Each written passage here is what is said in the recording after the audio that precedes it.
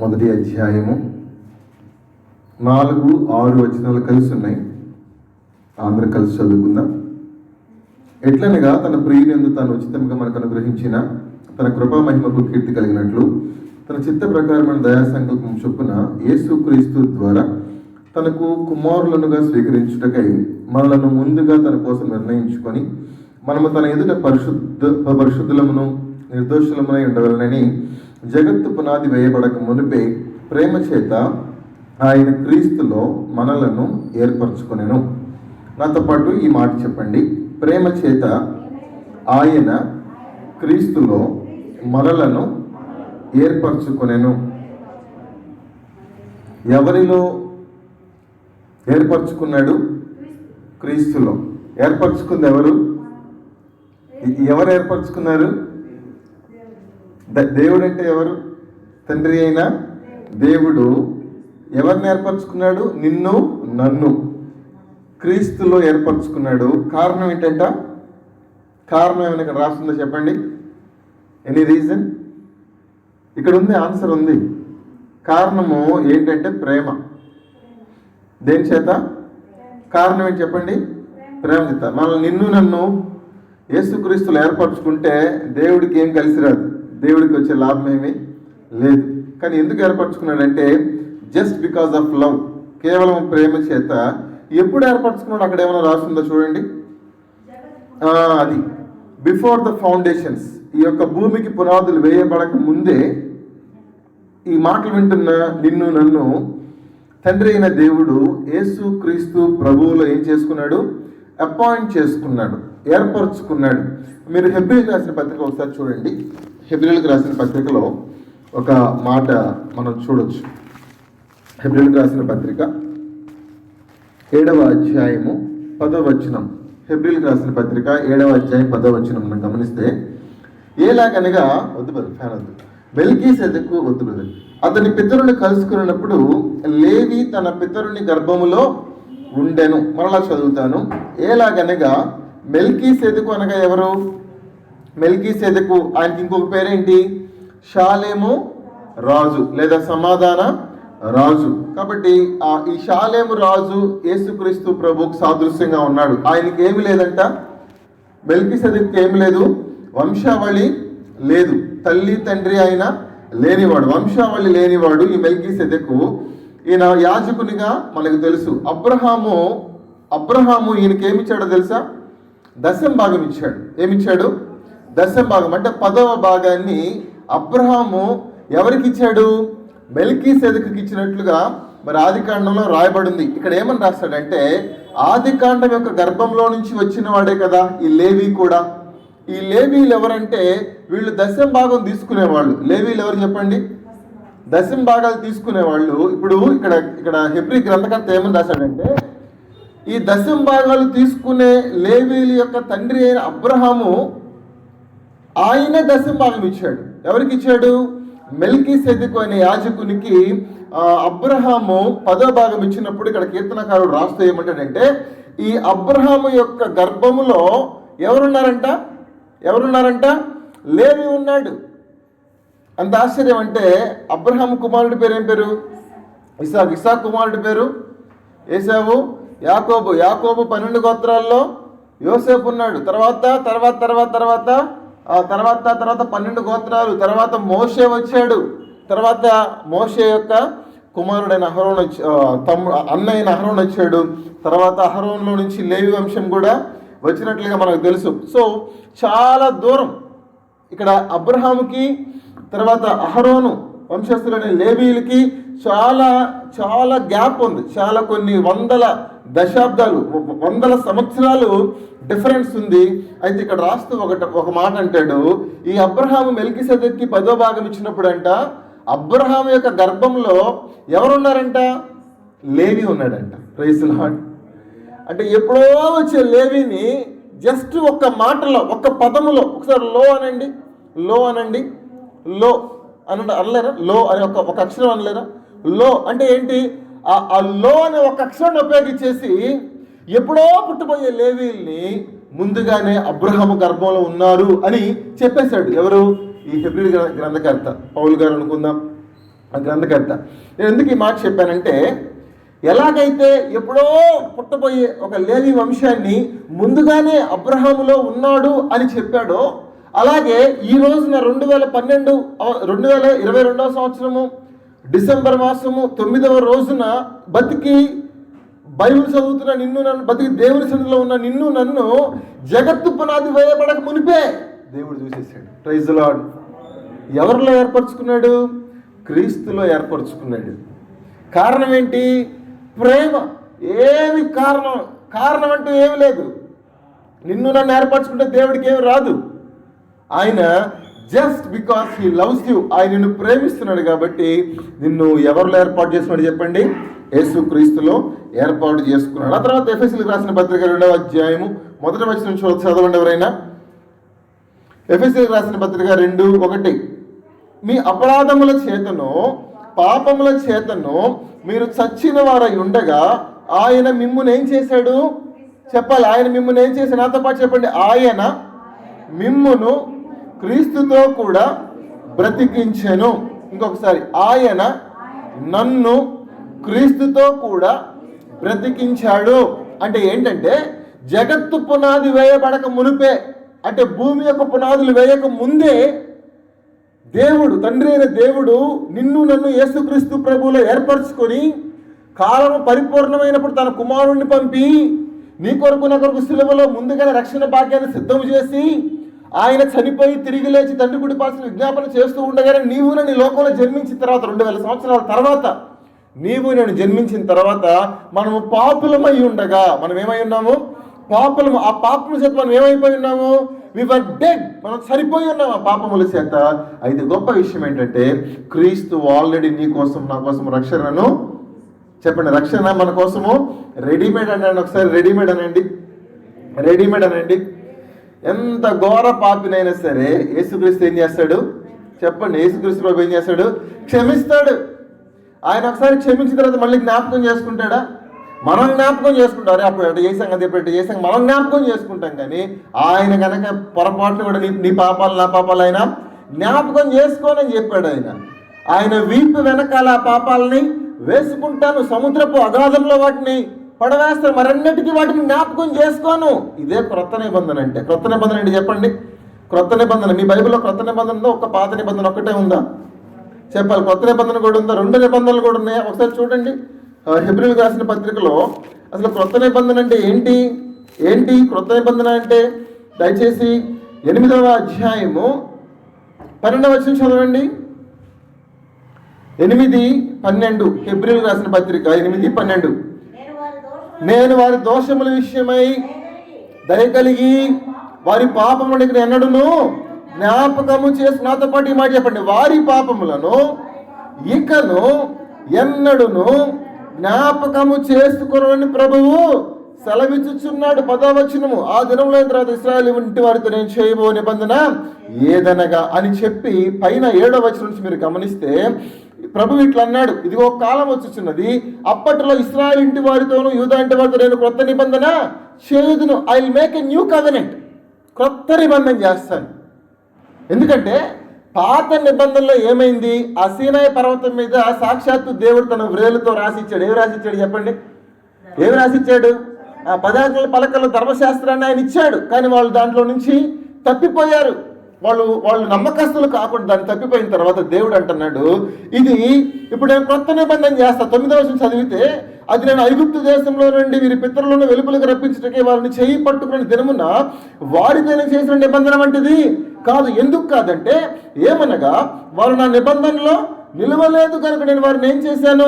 అలక్ష్యము చేసినది. 10వ వచనం అంటాడు, ప్రభువు చెప్పుచున్నాడు, ఆ దినంలో తర్వాత ఇశ్రాయేలు ఇంటి వారితో నేను చేయబోవు నిబంధన అని చెప్పి ఒక క్రొత్త నిబంధన ఆయన చేయబోతున్నాడు. హల్లెలూయా. ఈ క్రొత్త నిబంధనలో ఏం చేస్తాడంటే, ఆ రోజున రాతి పలక మీద ఆయన వ్రేలుతో రాసినట్టుగా కాదు, ఇప్పుడు దేవుని వాక్యాన్ని మన మనసుల మీద రాసేస్తాం. హల్లెలూయా. Praise the Lord. చదవండి ఆ మాట 10వ వచనంలో, నేను చేయబోయే నిబంధన ఏదనగా వారి మనస్సులో నా ధర్మ విధులను వారి హృదయాల మీద వాటిని రాస్తాను. ఇప్పుడు చెప్పండి, పాత నిబంధన ఎక్కడ రాశాడు? రాయి మీద రాశాడు. కొత్త నిబంధన ఎక్కడ రాస్తున్నాడు? ఎవరి హృదయాలు? ఎవరి హృదయాలండి? నా హృదయం మీద రాశాడు అని చెప్పగలగాలి. Praise the Lord, hallelujah. ఇప్పుడు ఈ వాక్యం ఎక్కడ ఉంది? గోడ మీద ఉంది. 1, 2, 3, 4, 5, 6, 8 వాక్యాలు ఉన్నాయి గోడ మీద. కానీ ఈ గ్రంథం అంతా నీ హృదయం మీద ఉండొచ్చు. ప్రైజ్ ది లార్డ్, హల్లెలూయా. పరిశుద్ధాత్మ దేవుడు నీలో ఉంటే దేవుని వాక్యము నీలోనే రాయబడుతుంది. ఇదే క్రొత్త నిబంధన. This is the new covenant. దేవుడు చేసే క్రొత్త నిబంధన తెలుసా? వాక్యాన్ని గుండెల మీద రాసేస్తాడు ఆయన. రాతి గుండె తీసేస్తాడు, అసలు మాంసం గుండె పెట్టేస్తాడు, లోపల నూతన స్వభావాన్ని చేస్తాడు. ఇక పాపం చేయాలనిపించదు, పాపం జోలు పోవాలనిపించదు, పాపాన్ని అసహించుకోవాలనిపిస్తుంది. దేవుని కొరకు చచ్చినా బ్రతికినా నీతిగా రోషంగా బ్రతకాలనిపిస్తుంది. మన పాపముల చేత అపరాధం చేత మనం ఏమైపోయింది చెప్పండి? మనం వెన్ వి వర్ డెడ్, మనం చనిపోయినప్పుడు ఆయన కృప చేత ఏం చేశాడు? క్రీస్తుతో కూడా మనల్ని చదవండి. ఎఫెసీ 2:1 మళ్ళీ చదవండి. ఎఫెసీ 2:1 పాపని చచ్చిన వారండి ఆయన మిమ్మల్ని క్రీస్తుతో కూడా, ప్రతపటి మాట చెప్పండి, క్రీస్తుతో కూడా చెప్పండి, ఆయన మిమ్మును క్రీస్తుతో కూడా బ్రతికించాడు. ఆయన మిమ్మల్ని ఏర్పరచుకున్నాడు. ఎక్కడ? క్రీస్తులో. ఆయన మిమ్మల్ని బ్రతికించాడు. ఎక్కడ? క్రీస్తుతో. ఇప్పుడు క్రీస్తులో అనండి, క్రీస్తుతో అనండి. క్రీస్తులో ఏమయ్యాము? ఏర్పరచబడ్డాము. క్రీస్తుతో ఏమయ్యాము? బ్రతికించబడ్డాము. Praise the Lord. చచ్చిన మన జీవితాలని యేసుక్రీస్తుతో దేవుడు ఏం చేశాడు? He made us alive. ఇప్పుడు చెప్పండి, చచ్చిపోయి ఉన్నారా, బతికే ఉన్నారా? అంటే గాలి పీల్చుకుని బతుకున్నారా? అట్లాగా నేను అడిగేది. మీకు అర్థమైందని నాకు అర్థమైంది. ఎలా బతుకున్నారు? క్రీస్తులో బతుకున్నామని చెప్పి మనం రాసుకోవటం కాదు, చూసేవాళ్ళు చెప్పాలి. ఏమైనా చూస్తుంటే, వీళ్ళని చూస్తుంటే నాకు ఎందుకో క్రీస్తు పోలికలు కనిపిస్తున్నాయి అని చెప్పాలి. చెప్తే వాక్యం నీ పట్ల నిజమైనట్టే. Praise the Lord, hallelujah. ఇప్పుడు చెప్పండి, క్రీస్తులో ఏమయ్యాము? ఏర్పరచుకొనబడ్డాము. క్రీస్తుతో ఏమయ్యాము? ఇదంతా చేసింది ఎవరు? తండ్రి అయిన దేవుడు. రండి రోమాపత్రిక ఒకసారి. రోమాపత్రిక 6వ అధ్యాయము. రోమాపత్రిక 6వ అధ్యాయము. ఇక్కడ క్రీస్తుకి మనకి ఇంకా ఏంటి సంబంధం? 3వ వచనం గమనిస్తే,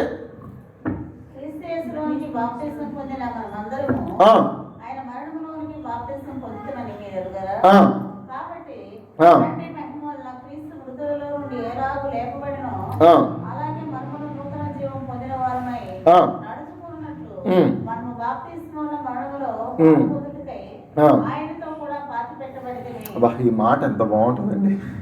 నాతో పాటు చెప్పండి, ఆయనతో కూడా. నేను చెప్పింది చెప్పండి. ఆయనతో కూడా పాతి పెట్టబడ్డాను. ఆయనతో కూడా ఏమైపోయాను? పాతి పెట్టబడ్డాను.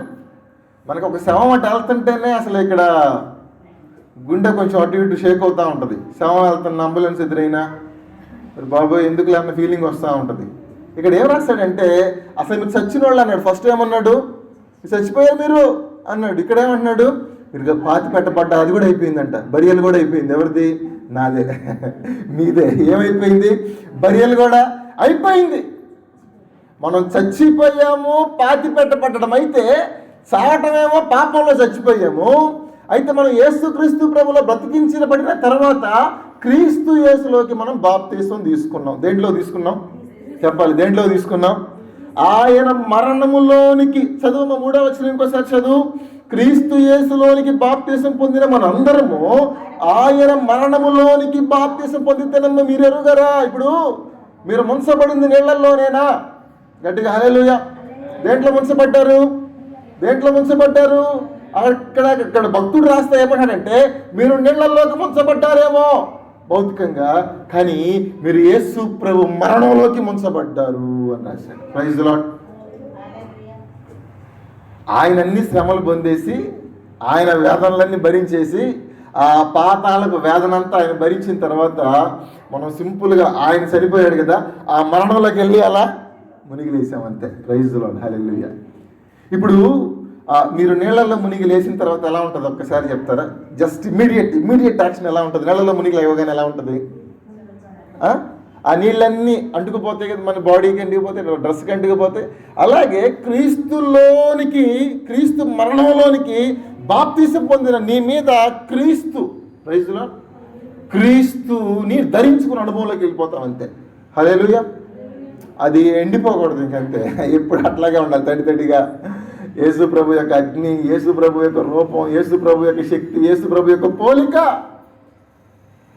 నువ్వు మృతుల్లో నుంచి లే, క్రీస్తు నీ మీద ఆ ప్రకాశత, ఆ జీవపు వాసన, ఆ యేసు క్రీస్తు ప్రభువు మహిమ నీ మీద అలాగే ఉండాలి ఎప్పటికీ.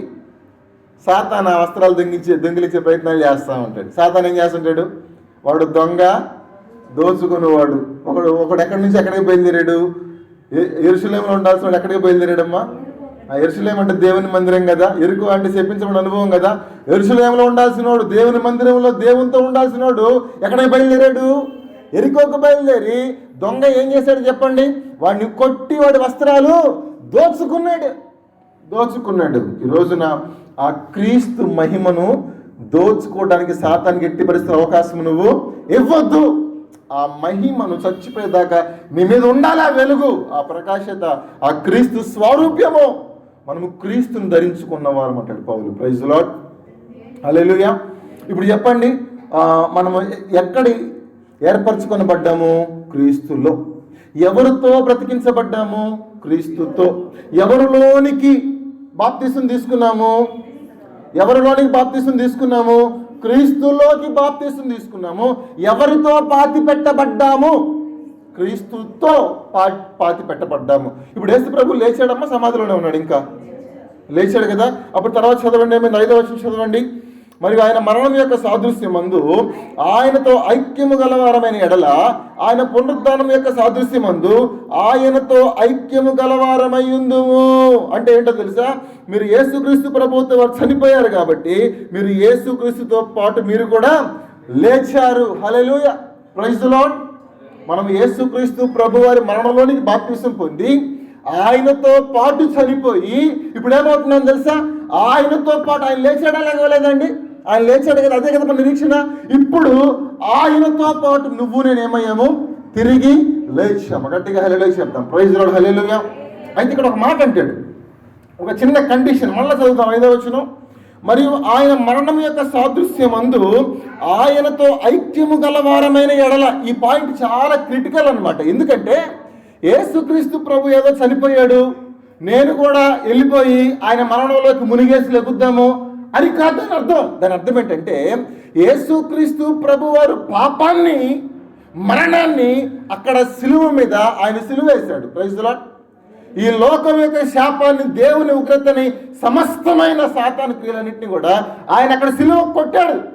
ఆయన ఈ రోజున దాని అర్థం ఏంటంటే నువ్వు యేసుక్రీస్తులోనికి బాప్తిసం పొంది ఆయనతో పాటు చనిపోయే అనుభవం ఏంటో తెలుసా? నీవు కూడా ఈ లోకానికి సిలువ వేయబడిన అనుభవంలోనికి నువ్వు రావాలి. హల్లెలూయా. అందుకని అంటాడు చూడండి ఈ మాట. 6వ వచనం చదవండి. 6వ వచనం చదవండి. ఏమనగా మనం ఇక పాపమునకు దాసులము కాకుండాటకు పాప శరీరము నిరర్థకమగునట్లు మన ప్రాచీన స్వభావం ఆయనతో కూడా ఏమైపోయింది? సిలువ వేయబడినని ఎరుగుదము. అంటే యేసుక్రీస్తు ప్రభు వారు ఒక్కడే కాదు సిలువ మీద ఉంది.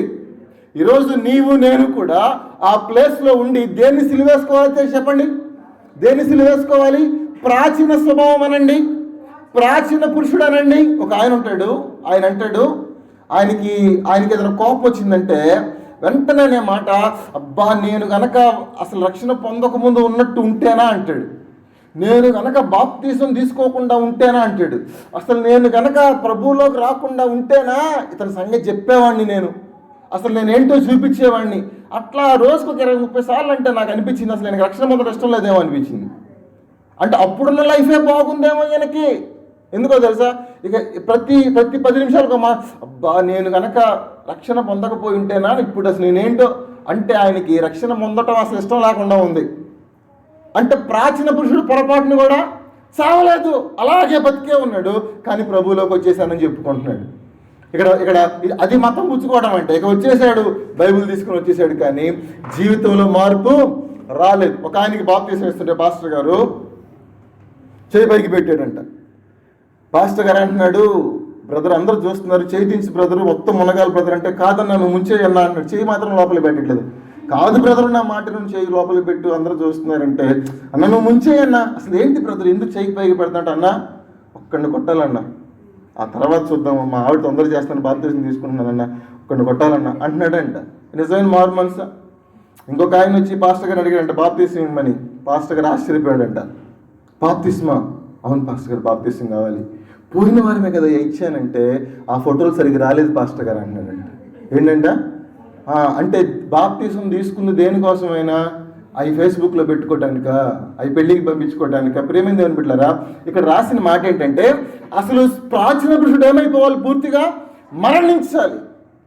నీవు ఆయన మరణంలో మునిగి పైకి లేచినప్పుడు ఎలా ఉంటుందంటే, నేను చెప్తే మీరు ఆశ్చర్యపోతారు. క్రీస్తు లేచాడు కదా మృతుల్లో నుంచి, నువ్వు కూడా ఆయనతో పాటు చనిపోయి లేచినప్పుడు మీ ఇద్దరు కమల పిల్లలాగా ఉంటారు. హల్లెలూయా, ప్రైజ్ ది లార్డ్. సాతానికి అర్థం కాదు, ఎవరబ్బా అర్థం కాదు. క్రీస్తు ఎవరు, ఈ రాజ్కుమార్ ఎవరు, క్రీస్తు ఎవరు, వీళ్ళెవరు అర్థం కాదు. ఎందుకో తెలుసా? క్రీస్తు లాగా ఉంటారు మీరు. You will be identified along with Christ. Hallelujah. అది అంత తేలిక కాదు, అంత తేలిక కాదు. క్రీస్తు స్వరూపిలోనికి రావటం, క్రీస్తు రూపంలోనికి సంతరించుకోవటం అనేది అంత తేలిక కాదు. చాలా కఠినమైన శిక్షణ. ప్రియమైన దేవుని బిడ్డలారా, ఇక్కడైతే 5వ వచనం చదవండి ఒకసారి. మరియు ఆయన మరణం యొక్క సాదృశ్యమందు ఆయనతో ఐక్యము గలవారమే. అంటే సాదృశ్యమందు అంటే ఆయన మరణించేటప్పుడు పాపాన్ని ఎంతగా ద్వేషించుకొని, లోకాన్ని ఎంతగా ద్వేషించుకొని, పాపం యొక్క శాపాన్ని దాన్ని అంతటిని అక్కడ సిలువ కొట్టేసి అక్కడ శత్రు సమూహాలకు తీర్పు తీర్చాడో, నీవు నేనంట సేమ్ టు సేమ్ ఎగ్జాక్ట్గా లోకాన్ని అంతే ద్వేషించుకొని, పాపాన్ని అంతే అసహించుకొని ప్రభుతో పాటు సిలువ వేయబడాలంట. హల్లెలూయా. మనకి అప్పుడప్పుడు రోడ్ల మీద వెళ్తుంటే ఆ పోస్టర్ వైపు ఈ కన్ను ఇట్లా లాగుతుంటుంది. ఈ కన్ను అక్కడ ఏదో కొత్త పోస్టర్ వేసారు కానీ, ఫోన్ ఇట్లా తిప్పుతుంటే ఎందుకో అక్కడెక్కడేముందో అన్న. కొంతమంది అందరిలో ఒకలాగా ఉంటారు, ఒంటరిగా ఉన్నప్పుడు ఒకలాగా ఉంటారు. అందరిలో ఒకలాగా ఉంటారు. వాళ్ళకి స్వేచ్ఛ ఉన్నప్పుడు, వాళ్ళు ఒంటరిగా ఉన్నప్పుడు, వాళ్ళకి పాపం చేయడానికి అవకాశం ఉన్నప్పుడు, అంటే వాళ్ళ పాపం వాళ్ళు చేస్తే అన్నంత దూరంలో ఉన్నప్పుడు ఒకలాగా ఉంటారు. ప్రేమ దేవుని దాని గురించి మాట్లాడట్లా, భక్తుడు దేని గురించి మాట్లాడుతున్నానంటే, ఆయనతో చనిపోయే విషయంలో కనుక ఐక్యత. Praise the lord. ఈక్వల్ ఐక్యత, యూనిటీ విత్ క్రైస్ట్. ఆయన మరణం యొక్క సాదృశ్యంలో కనుక ఆయనతో ఐక్యత, యూనిటీ ఉంటే కనుక నెక్స్ట్ జరగబోయే ఒక అద్భుతం ఏంటో తెలుసా? ఆయన తిరిగి లేచినప్పుడు ఎంత మహిమతో, ఎంత ప్రభావంతో లేచాడో, నీవు కనుక నిజంగా యేసుక్రీస్తు ప్రభు వారితో పాటు ప్రాచీన పురుషుడిని సిలువ వేసుకుని అలాగే ఆయనతో చనిపోయి అలాగే ఆయనతో లేస్తే దేవుడు కూడా నీకు అంత మహిమ, అంత ప్రభావాన్ని ఇస్తాడు. ఆమేన్. హల్లెలూయా. చదవండి ఈ మాట ఎఫెసీయులకు రాసిన పత్రికలో ఒకసారి రండి. ఎఫెసీయులకు రాసిన పత్రిక 1వ అధ్యాయము 20-21 వచనాలు. ఆయన బలాతిశయము చేత క్రీస్తు మృతుల్లో నుండి లేపి సమస్తమైన ఆధిపత్యము కంటేను, అధికారము కంటేను, శక్తి కంటేను, ప్రభుత్వము కంటేను, ఈ యుగమునందు మాత్రమే గాక రాబో యుగనందును పేరు ప్రతి నామము కంటే ఎంత హెచ్చుగా పరలోకం ఉందని కుడిపార్శ్వమున నాతో పాటు ఈ మాట చెప్పండి. క్రీస్తుని మృతుల్లో నుండి లేపి సమస్తమైన ఆధిపత్యము కంటేను, అధికారం కంటేను, శక్తి కంటేను, ప్రభుత్వము కంటేను ఇన్నున్నాయి. ఇన్ని కంటెన్లు ఉన్నాయి, ఇన్ని కంటైన్స్ అన్నమాట.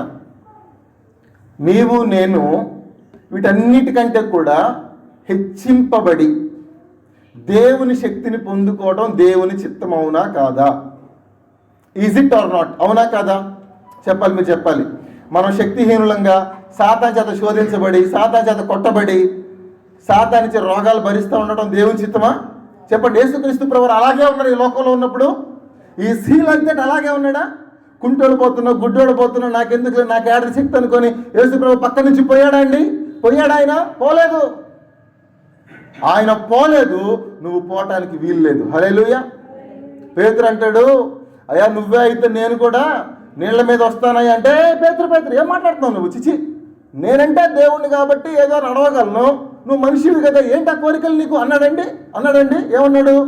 నేను చేసినట్టు నువ్వు చేయాలనుకుంటున్నావా?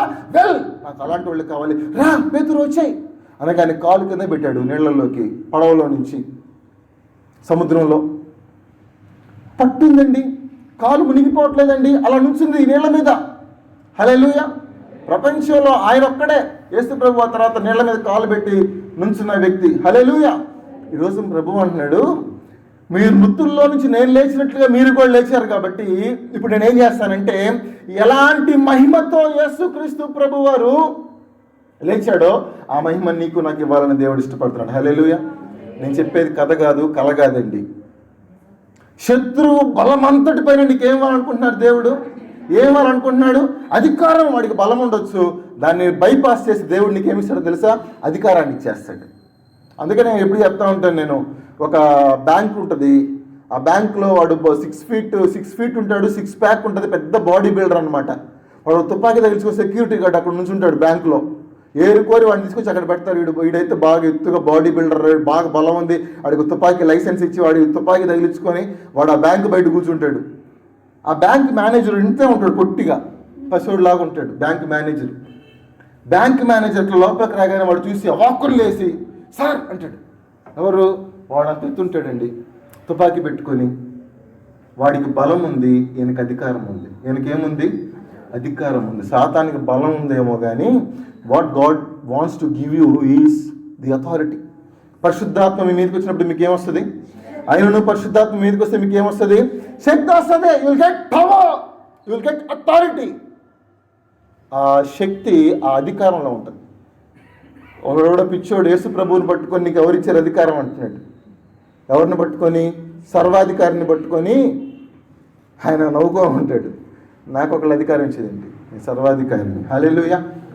క్రీస్తులో ఏర్పరచుకొనబడ్డాము, క్రీస్తుతో కూడా బ్రతికించబడ్డాము, క్రీస్తులోనికి బాప్తిస్మం పొందాము, క్రీస్తుతో కూడా లేచిన అనుభవంలో. ఒక పేజీ తిప్పండి, రోమపత్రిక 8వ అధ్యాయము 17వ వచనం చదవండి.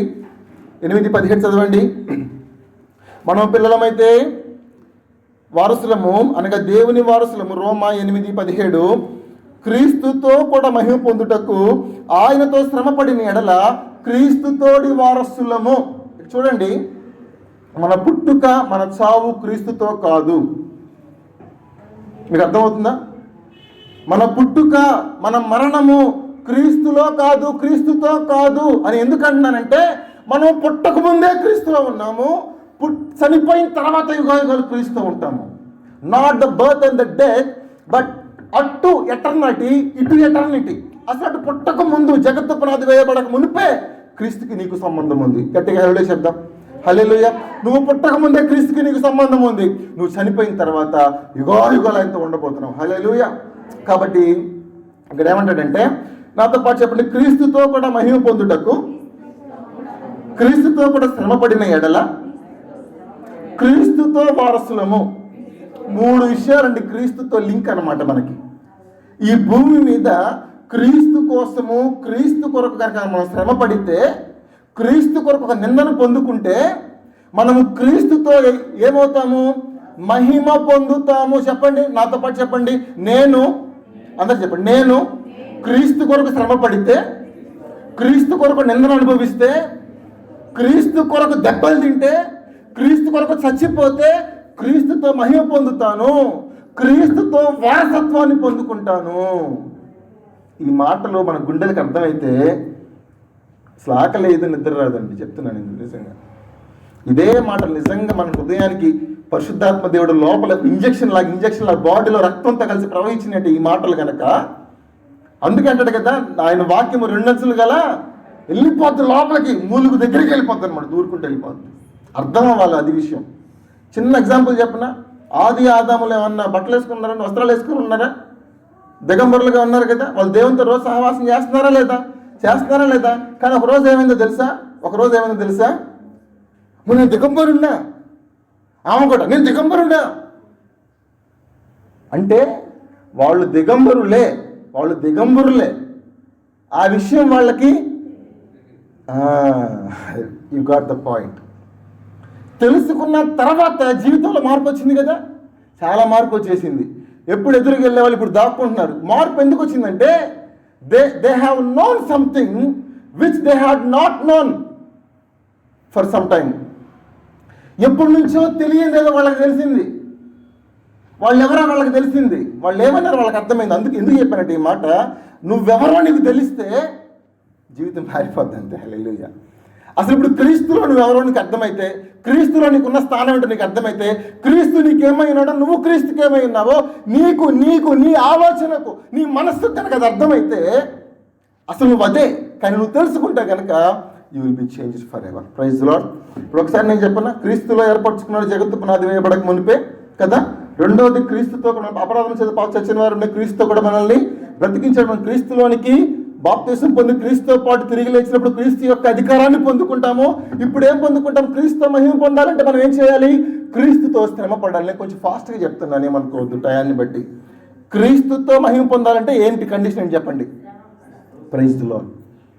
ఇంత మాట అంటావా నన్ను చర్చికి పోతుంటే అని వాళ్ళ మీదకి వెళ్ళకూడదు. ఒక్కవేళ ఆయన దీన మనస్సు గలవాడు, ఆయన సాత్వికుడైతే ఆ పోలిక నీలోనికి కూడా వస్తే ఎంత బాగుంటుంది. అప్పుడు చివరికి ఏమైపోతాం? క్రీస్తుతో పాటు ఏమైపోతాము? వారసులు అనండి. We will become the equal heirs with Christ. క్రీస్తుతోటి ఈక్వల్గా సరిసమానంగా నువ్వు కూడా వారసత్వాన్ని పొందుకుంటావు.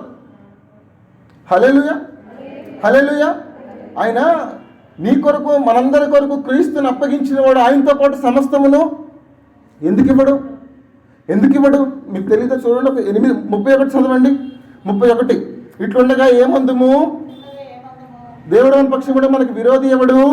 తన సొంత కుమారుని అనుగ్రహించిన వెనుక తీయక మనందరి కొరకు అప్పగించిన వాడు. ఆయనతో పాటు సమస్తమును మనకెందుకు? అబ్బా. Praise the Lord. హల్లెలూయా. యేసు క్రీస్తునే ఇచ్చేసాడు దేవుడు. ఆయనతో పాటు నీకేం కావాలంటే ఇస్తాడా? ఆయన చిత్తానుసారంగా మనం ఏది అడిగినా కూడా ఆయన. ఇంకొక 2 మాటలు చెప్పి నేను ముగించేస్తాను. కొరింథీయులకు రాసిన మొదటి పత్రిక 6వ అధ్యాయం 17వ వచనం చదువుతారండి. 6:17. మొదటి కొరింథీ పత్రిక 6:17లో, అటు వల్లే ప్రభువుతో కలిసి కొనువాడు ఆయనతో ఏమై ఉన్నాడు?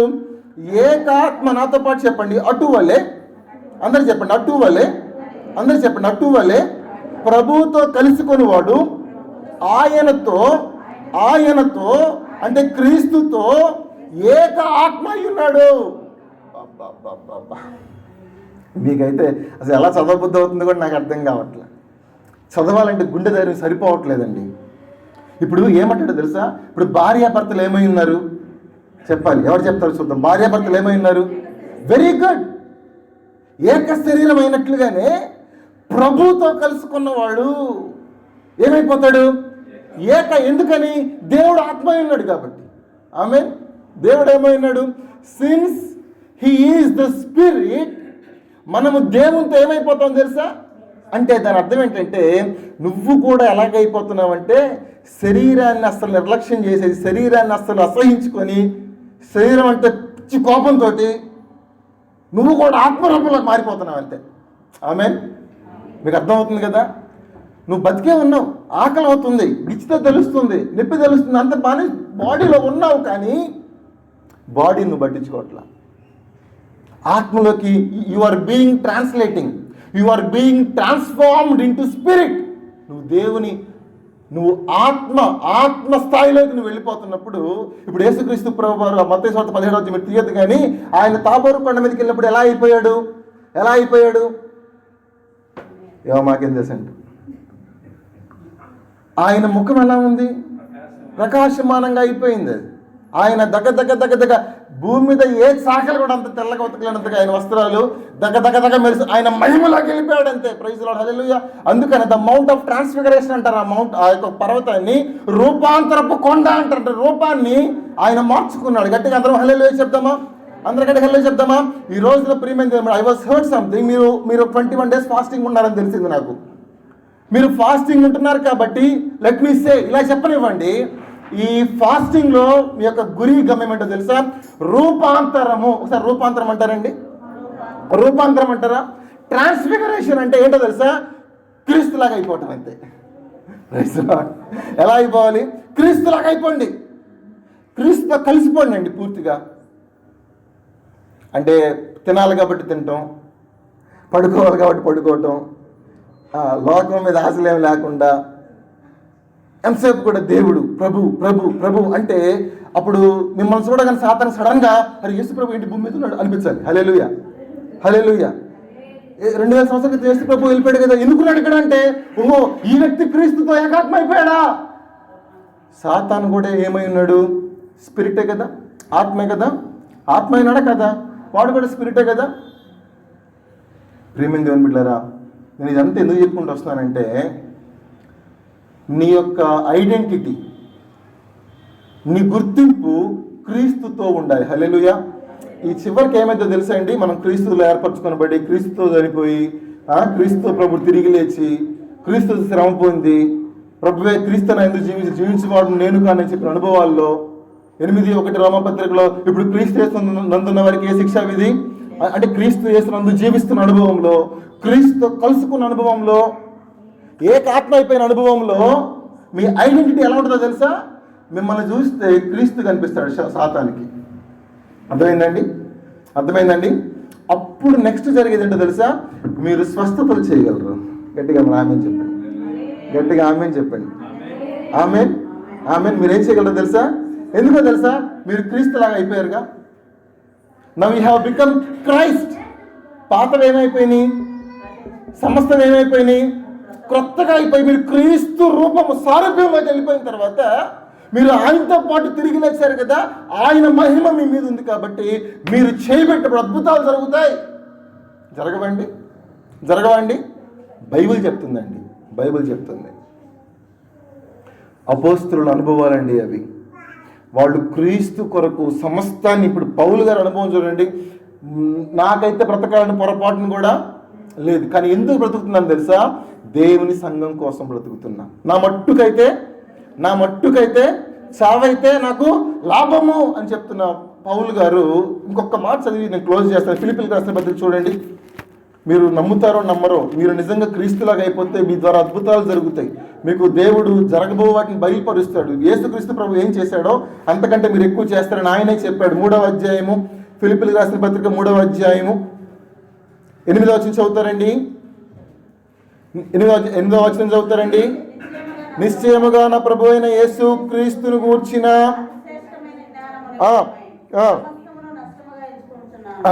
దేనికోసం అంటమ్మా? దేనికోసం అంట? ప్రభు అయిన యేసు క్రీస్తుని గురించిన మోర్ ప్రెషియస్, అతి శ్రేష్టమైన జ్ఞానము నిమిత్తము ఏం చేస్తున్నాడంట? 10:11 ఏ విధం చేతనని మృతుల్లో నాకు పొందుతాను కలగవలని ఆయన మరణ విషయంలో సమాన అనుభవం గలవాడని నేను ఇందాక చెప్పాను కదా, ఆయనతో పాటు చనిపోవటం అని. ఈక్వల్ యేసుక్రీస్తు ప్రభు ఎలా చనిపోయాడో అలాగే అంటే తెలుసా? అలాగే లోకాన్ని అసహించుకోవటం అనమాట. సాతాను నేను నిద్ర లేపి అయ్యా అమ్మ ఇదిగో ఇంత బంపర్ ఆఫర్ ఉంది పాపం చేయన్నా కూడా ఛీ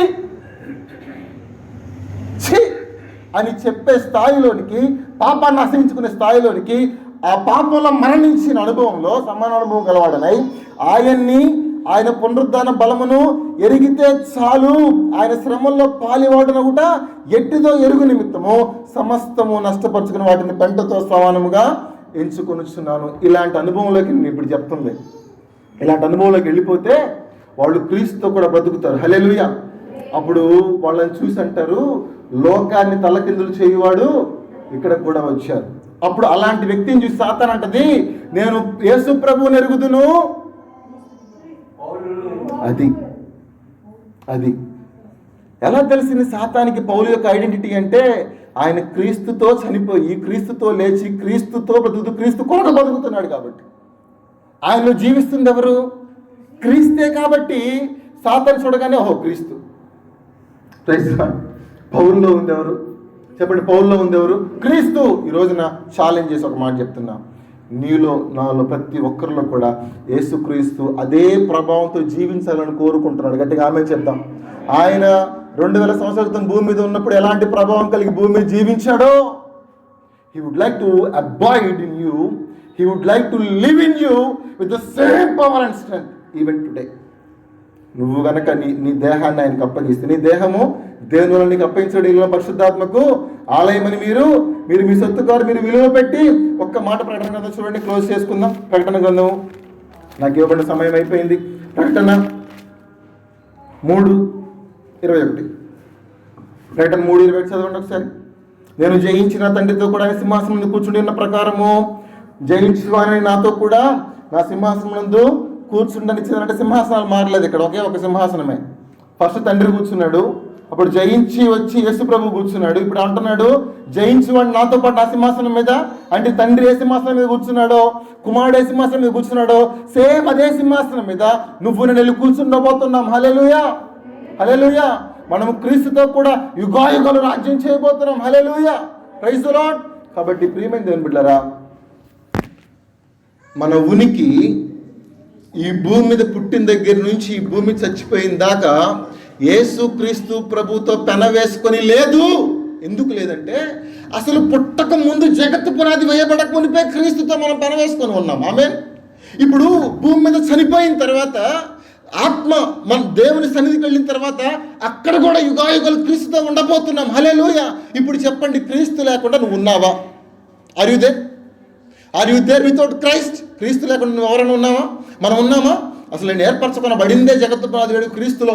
ఎఫెసీ 1:6లో చచ్చిపోయి ఉండగా పాప క్రీస్తు కూడా బ్రతికించబడ్డాను. ఎఫెసీ 2:1లో.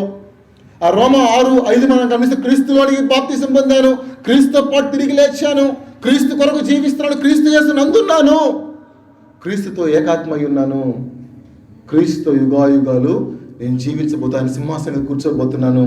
Wear are you without Christ? ఇక అర్థమవుతుందండి? ఎక్కడున్నారండి మీరు క్రీస్తు లేకుండా? నువ్వు ఉన్నావా? నేనున్నానా క్రీస్తు లేకుండా? ఇంపాసిబుల్. అందుకని రాత్రి when Satan looks at you, Satan నిన్ను చూస్తే క్రీస్తును చూచునుగాక నీలో. ఆమేన్.